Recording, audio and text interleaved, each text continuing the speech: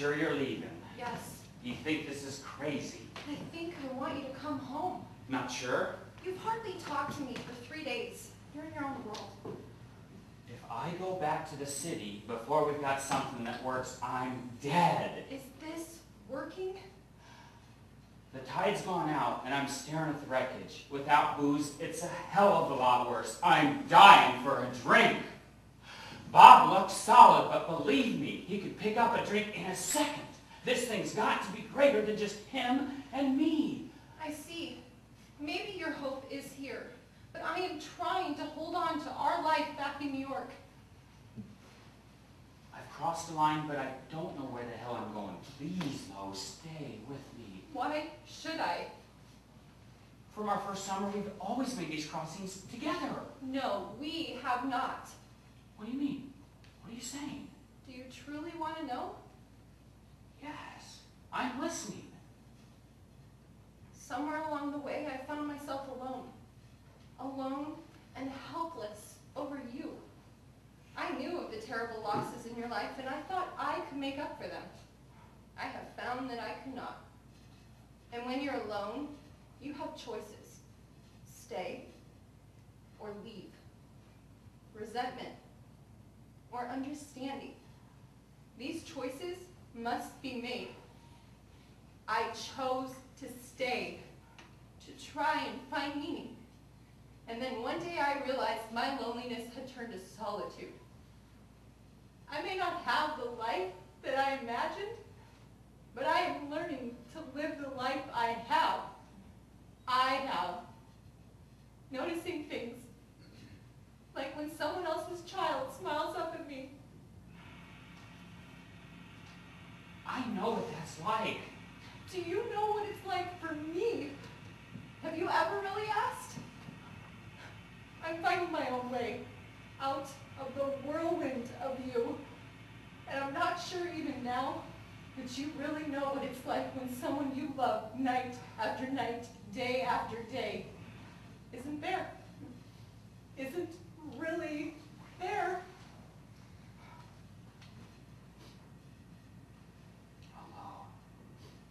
I've let you down so badly. I've missed you coming live. I am so sorry.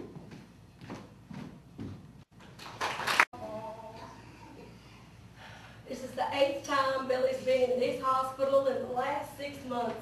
I've had it. I mean, I've really had it. How much does programming yours cost? Nothing. You on the level? Well, we can't do it without your help. I'll tell you something. This time I did something I never did before.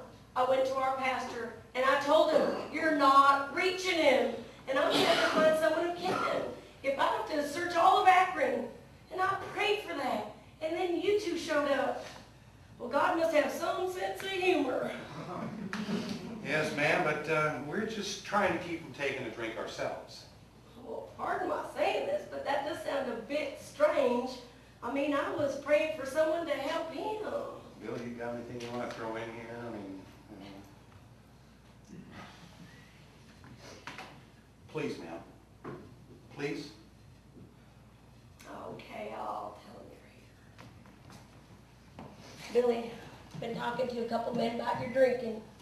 I resent that. My wife talking to strangers. Don't worry, they're drunks just like you. One of them's a doctor. Drunk doctor? Well, that's a cat's balls. Christ, it's hot. These two fellas, they want to come talk to you. They say it's going to help them stay sober. Help them? That's rich. How much this one gonna cost? They won't take any money. They're more than a bit strange. No fooling. Alright, tell them to come by sometime next week. They're waiting outside. Okay, go on. Take this. Clean my house. That's all right. You do this. Clean my house. It's on there. It's all right.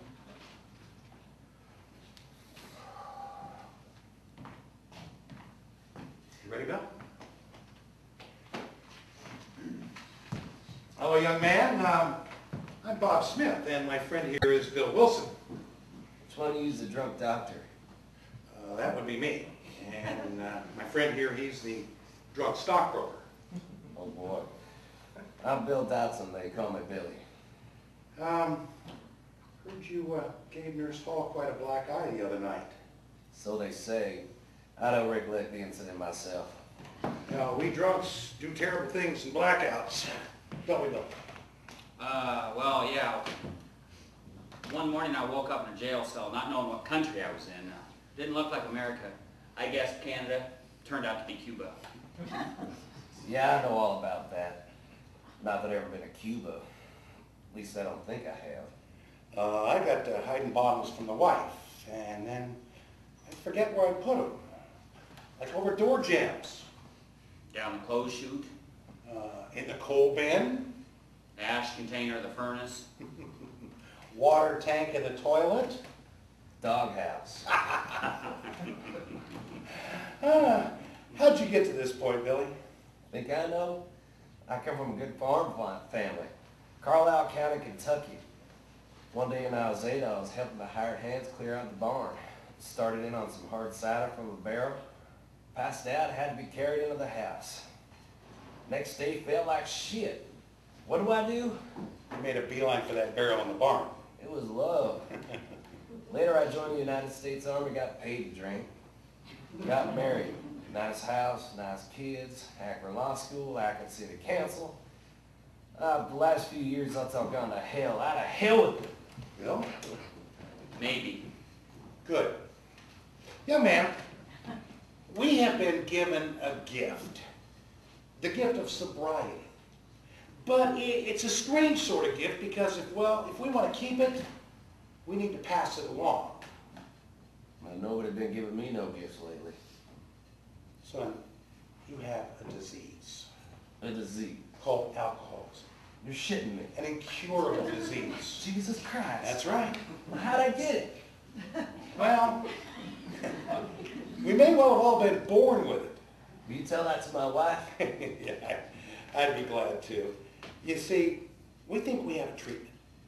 We think we can stay sober if we can find someone to pass it along to that needs it and wants it. Now, if you don't want it, just say no and we'll be on our way. No, I think I'd like to quit for maybe 2, 3, maybe 5 months till I get things. What's so funny about that? Billy, whether you quit for 5 days, 5 months, or 5 years, start drinking again, you'll end up right back here tied down 6 ways from Sunday. Son, can you walk out of this hospital and never take another drink? Never? Never. What kind of question is that? I thought you... Forget never. Even we can't promise that anymore. Can you just make it through today? Today? I can't even get out of this bed today. Y'all don't understand. I'm scared to leave this hospital at all. But we do understand that, friend. But is there anything outside of yourself you can rely on or believe in? You don't have to sell me religion. I was a deacon of our church, so I taught Sunday school for years. Prayer don't work.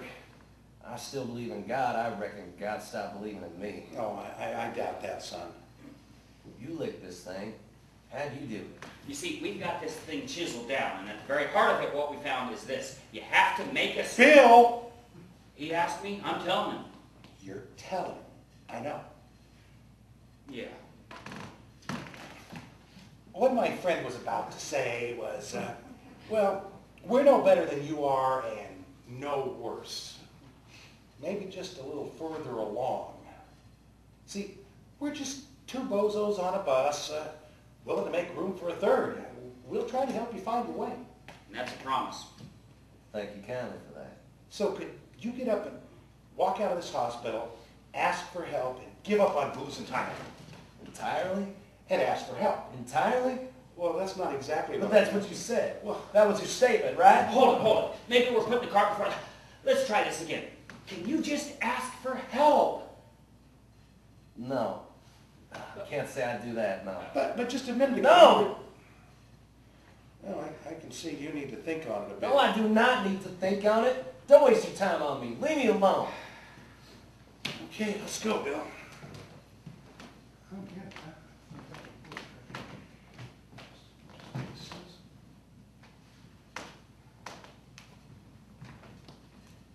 Billy. We'll be back tomorrow. What the hell was that all about? Didn't you feel it? Feel what? The three of us held together in a pocket of the wind, still, just for a moment. Like three birds held, still, in a pocket of the wind. Fireworks and magic, eh, Abercrombie? Yeah, Smithy. Thanks. Yeah.